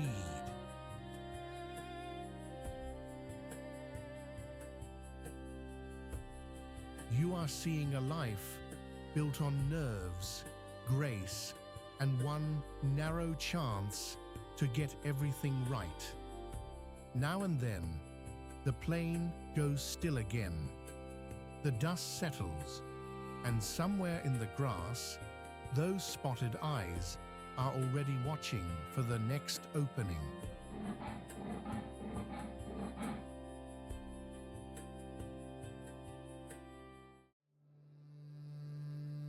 Have you ever wondered how an animal can be feared, mocked, and deeply misunderstood all at once? In the heat of the African night, when the grass is silver in the moonlight and the air carries the smell of dust and old blood, a laugh-like call cuts through the dark.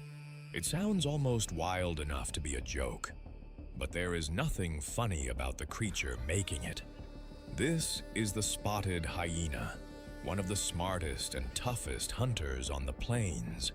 It lives across large parts of Africa, where it travels in clans, hunts in groups, and survives by reading every sound and scent around it. And in a land where food is never easy to keep, that matters more than strength alone. When people hear what comes next, they may never look at a hyena the same way again. The spotted hyena has the kind of build that tells you right away this animal was made for hard living.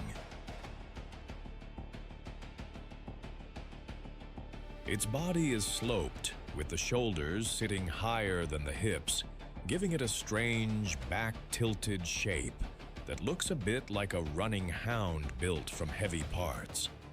The coat is pale tan to gray, covered in dark spots that are easy to see in good light. Those spots are not neat little dots. They are messy and uneven, like fingerprints scattered over a coat. Its head is broad, the muzzle thick, the ears rounded and alert. And then there is that face.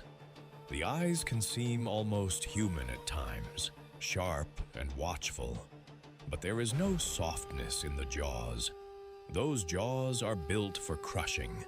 A spotted hyena can bite through bones that would leave many other animals struggling.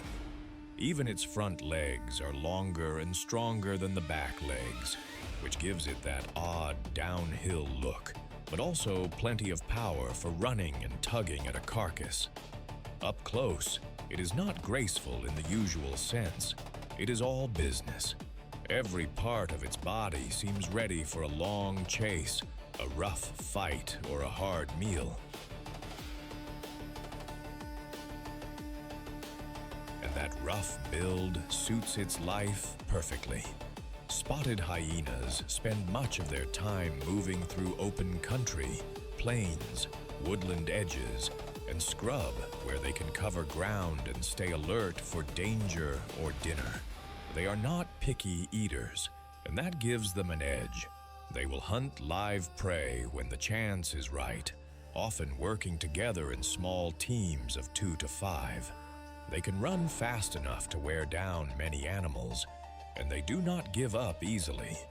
But they also eat carrion when they find it, and they are quick to spot an opening when a lion leaves a carcass unguarded or a hunt goes wrong. That is one reason they are so successful. They do not waste an opportunity. Their hearing is another gift. They can pick up sounds from more than 6 miles away, which is hard to picture until you imagine a sound drifting across open plains long before a human could ever notice it. A distant alarm call, a distressed calf, the chatter of rivals over food.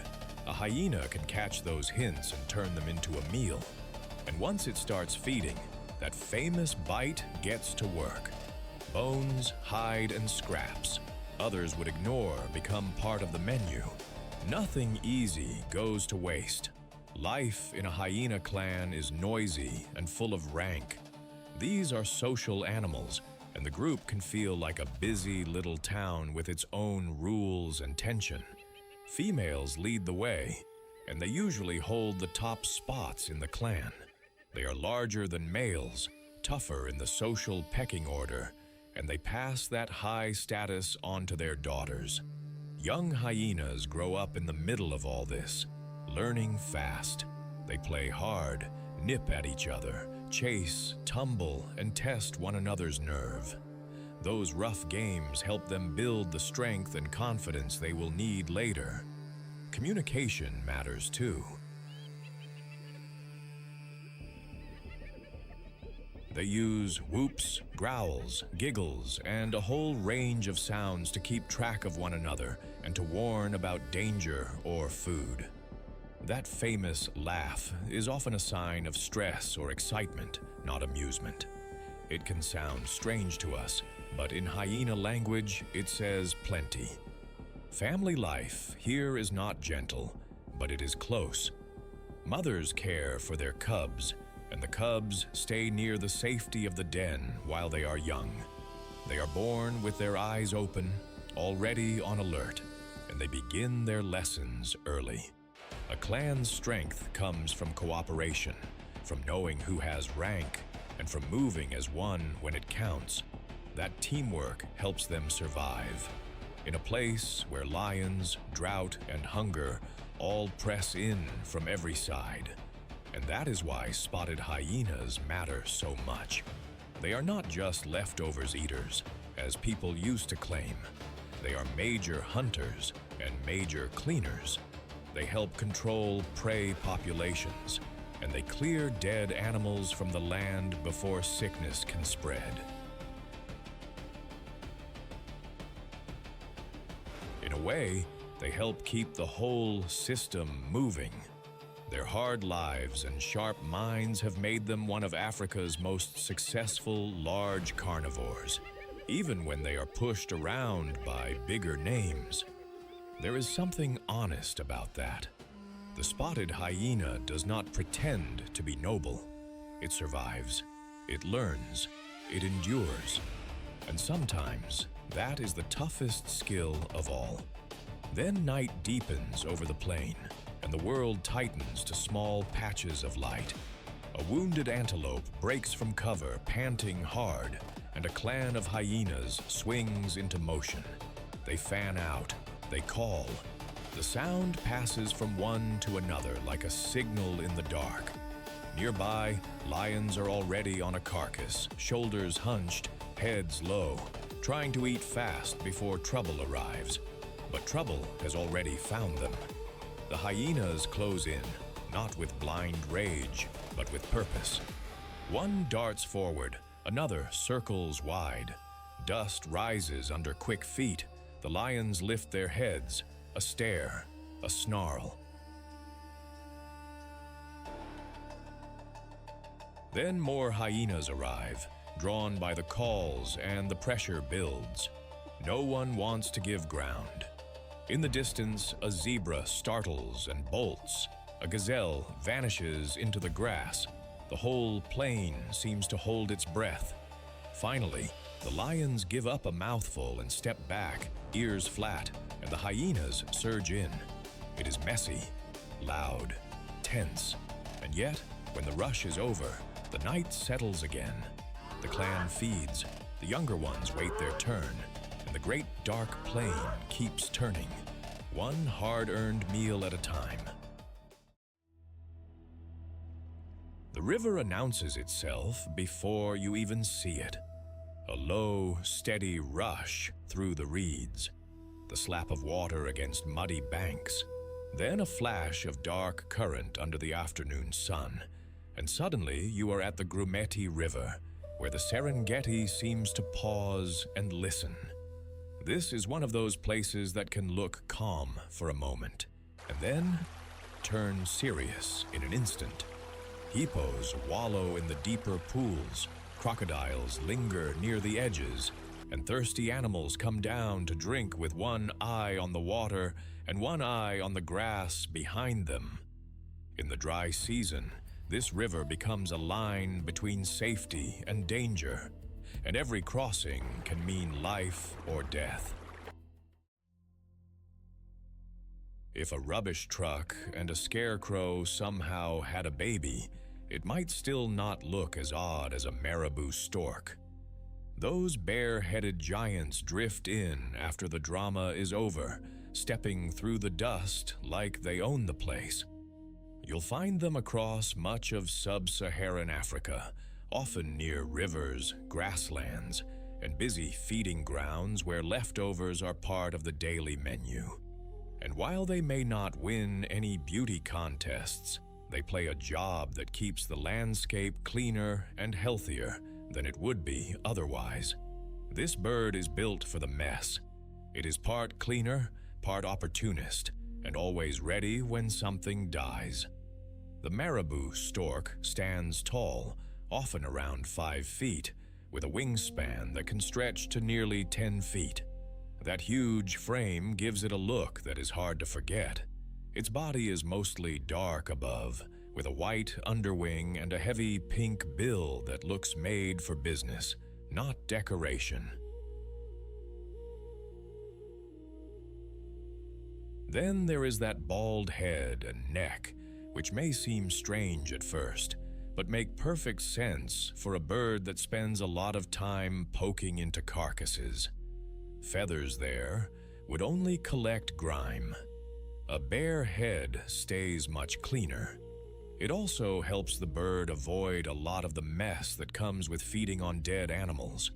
On the ground, the marabou can seem awkward, almost stilt-like, but once it opens those massive wings, it changes completely.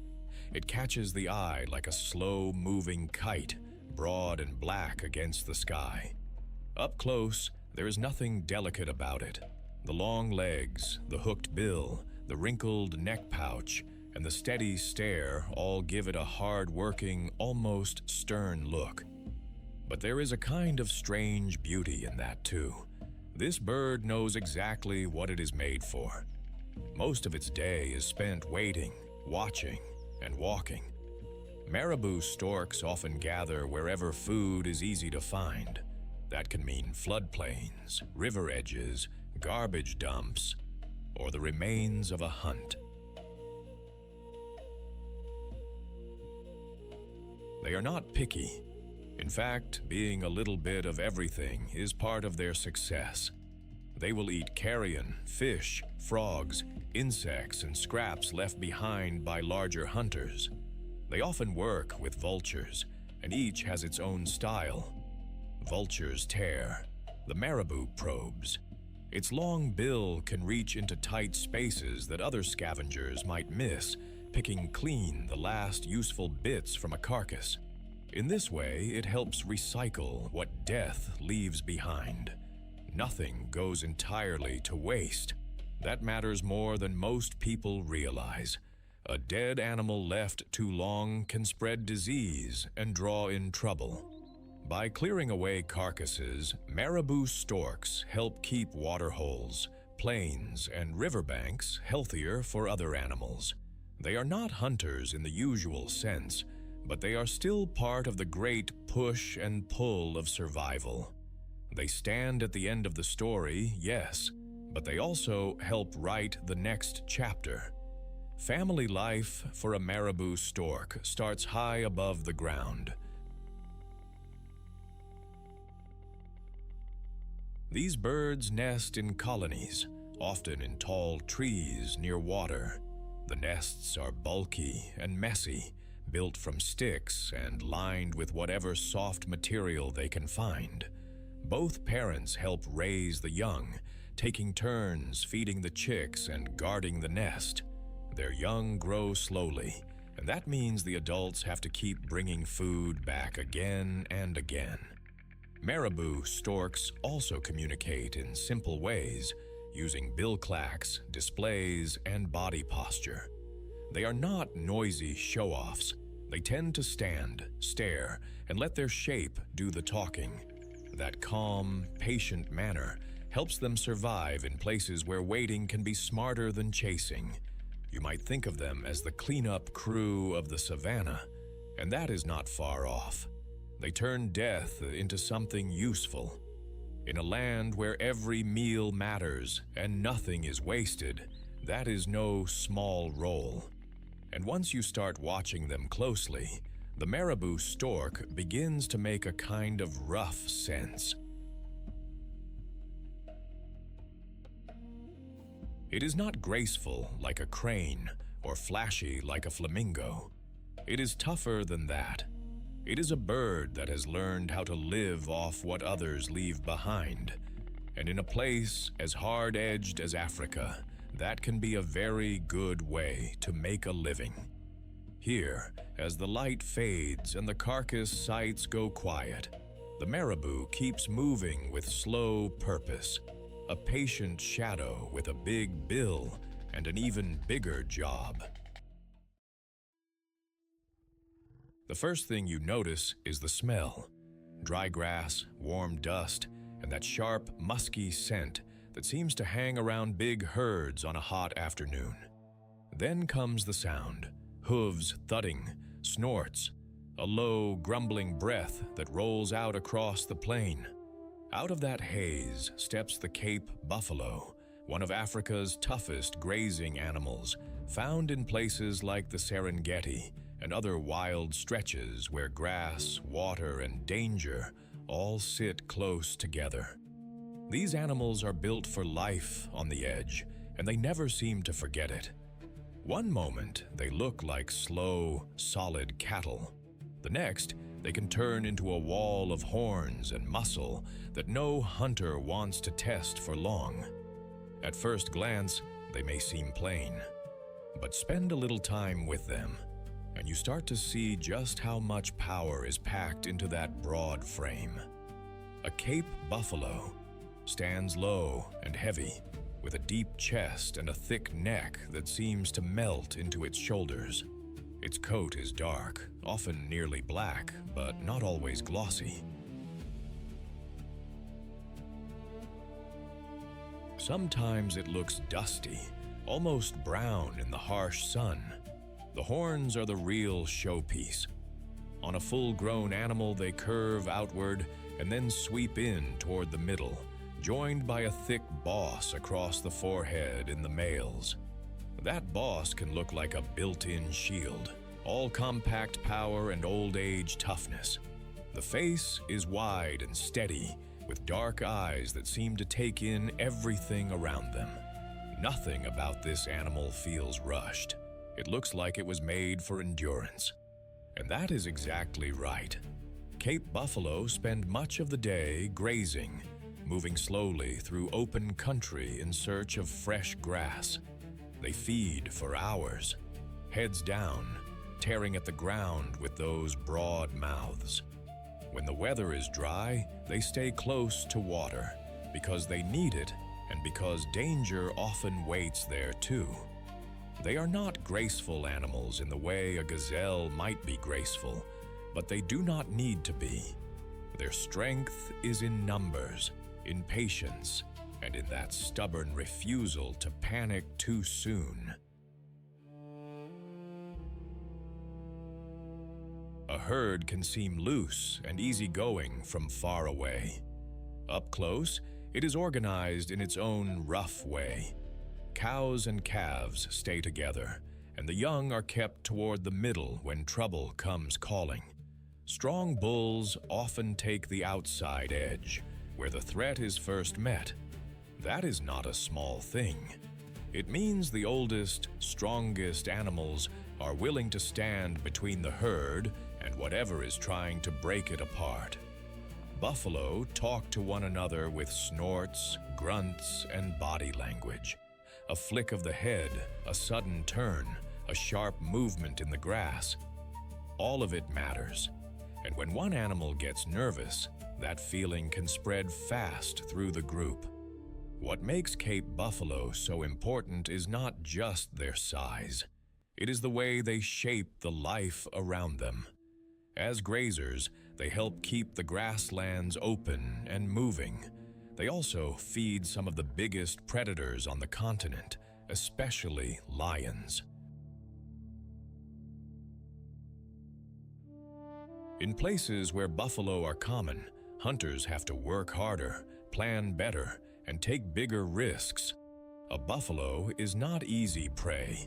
It can fight back, and it often does. That power changes the whole balance of the hunt. It is one reason these animals command so much respect. Even today, they still face pressure from habitat loss and conflict with people in some places. But in many protected areas, they remain one of the great sights of the African plains. Strong, wary, and very much alive. And when you watch a herd disappear into the dust, you understand something simple and powerful: survival. Here is never about looking gentle. It is about being ready. Far off, a herd of buffalo moves like a dark tide through the heat shimmer. Calves tuck close. Bulls hold the edge. The grass bends, the dust rises, and for a moment, the whole plain seems to breathe with them. The smell comes first. Warm river mud, wet reeds, and that strong, earthy scent of water held in the heat. Then comes the sound. A deep grunt from the dark water, followed by a splash that rolls across the bank like thunder. Just beneath the surface, something huge is stirring.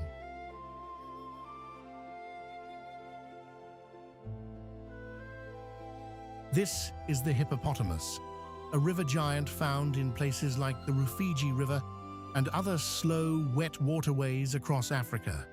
It spends much of the day half hidden in the shallows, and when night falls, it comes ashore to feed. At first glance, it seems calm and heavy, but make no mistake, this animal carries a lot of power in that broad, round body.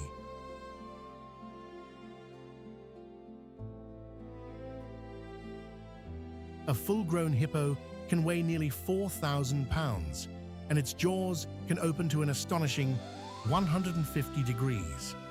One of the largest creatures on land, it can even kill a large crocodile if pushed too far. From the bank, the hippo's skin looks smooth and grey, almost like wet stone. Up close, though, it has the look of a living tank.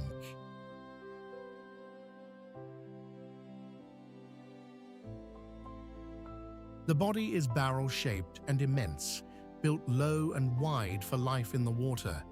The head is huge, with tiny ears perched on top like little warning flags, and eyes set high enough to see and breathe while most of the body stays submerged. Those eyes give it a surprisingly watchful look, like an old neighbor who misses nothing.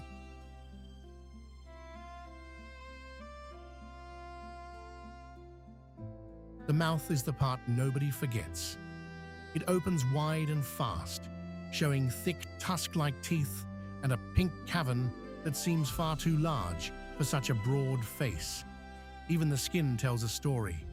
It looks tough, but it needs water and mud to stay healthy under the fierce sun. That is why hippos spend so much time in rivers and pools.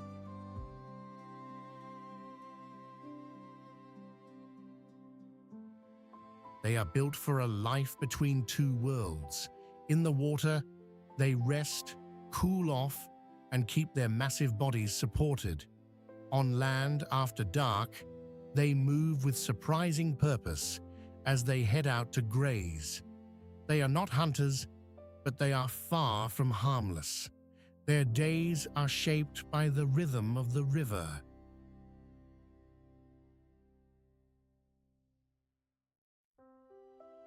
They rise to breathe every few minutes, then sink again into the murk. They use low rumbles to talk underwater, sounds that travel through the water and help keep the group together. They also give birth in the water, which offers the calf a safer first step into life. For a young hippo, the river is home, nursery, and shelter all at once.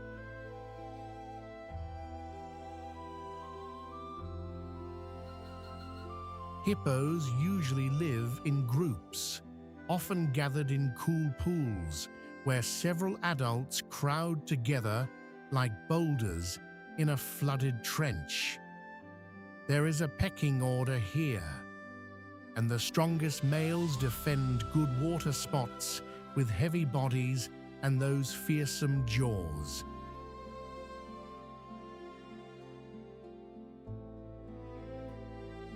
Mothers stay close to their calves, and the young must quickly learn where to stand, when to move, and how to avoid trouble. Social life in a hippo pool can be noisy and tense. There are grunts, snorts, splashes, and sudden charges when space runs short. It may look lazy to us, but there is a lot happening under that calm surface.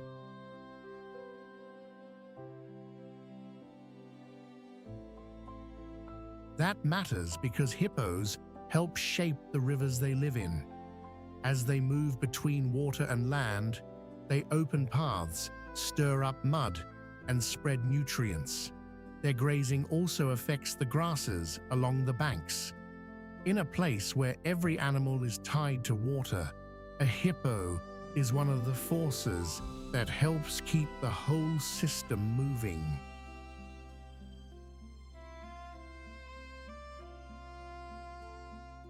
And yet, for all its bulk, it still depends on healthy rivers and undisturbed shores. When those places are threatened, the hippo feels it too. Then the night comes, and the great body rises from the water with a snort and a spray, heading for the grasslands under a sky full of stars.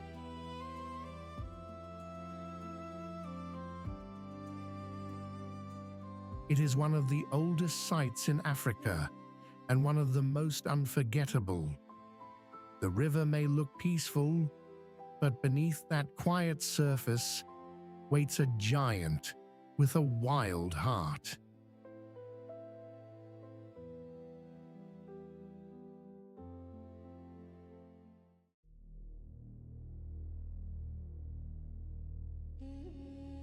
It's a little like a neighborhood argument that never really ends.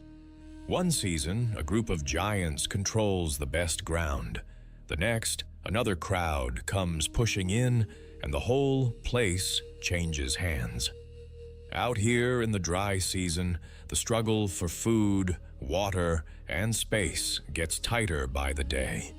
Dust hangs in the air, the grass is short and brittle, and every animal knows that one wrong step can turn a quiet afternoon into a fight for survival.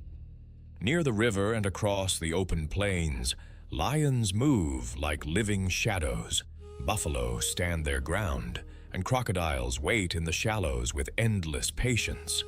The heat sharpens every sound, every call feels louder, every footfall feels heavier. And when the rivalry begins, there is no room for hesitation. A pride of lions slips through the grass, lionesses low and focused, while a wall of buffalo faces them head-on, horns forward and nerves tense. The lions have done this before. They work as a team, fast and silent, trying to find the weak spot in the herd. But buffalo are not easy prey. A strong bull can wheel around in a blink and charge back with pure muscle and fury. Then, from the edge of the scene, trouble arrives in another form. Spotted hyenas. They do not rush in blindly. They watch, wait, and measure the odds. If a lion makes a clean kill, they may try to steal it. If the lions get distracted, the hyenas move closer, laughing calls carrying across the grass like a taunt. And all the while, the river keeps its own secrets. A crocodile lies almost invisible in the water, with only eyes and nostrils showing. Nearby, a thirsty antelope edges toward the bank, then freezes. Too many eyes, too many dangers.